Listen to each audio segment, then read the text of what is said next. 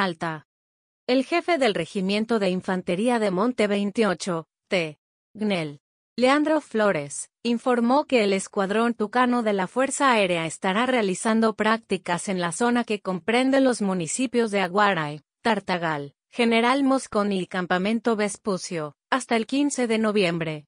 Los aviones pudieron observarse recientemente surcando los cielos en la región. El RINTE 28 General A. Juana Azurduy de Padilla comunicó así que hasta el próximo miércoles, 15 de noviembre, el Escuadrón Tucano realizará ejercicios de instrucción y adiestramiento operacional en toda la zona oeste de la ciudad de Tartagal y zonas aledañas. El jefe del regimiento, T.Gral. Flores, informó que la práctica fue autorizada por el Comando de Adiestramiento y Alistamiento del Ejército Argentino para la interoperatividad del escuadrón junto a la guarnición Ejército Tartagal.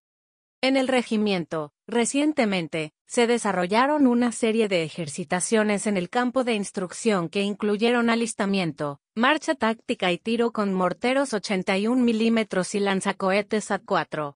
El Escuadrón 2 Operativo M312 Tucano fue creado en 2018 bajo el objetivo de adiestrar en operaciones aéreas eficaces para tareas de vigilancia y control aeroespacial, y depende operativamente del Comando de Adiestramiento y Alistamiento de la Fuerza Aérea Argentina, en la 3 Brigada Aérea, Reconquista-Santa Fe. Recientemente participaron del ejercicio integrador Fénix 2023 en tareas de combate, apoyo al combate y apoyo operativo para mejorar la interoperabilidad de los sistemas de armas, complementando con el curso avanzado de tácticas y armas, CATA, realizado por primera vez en la Fuerza, especializando a pilotos de combate en tácticas aéreas de aire-aire y aire-tierra.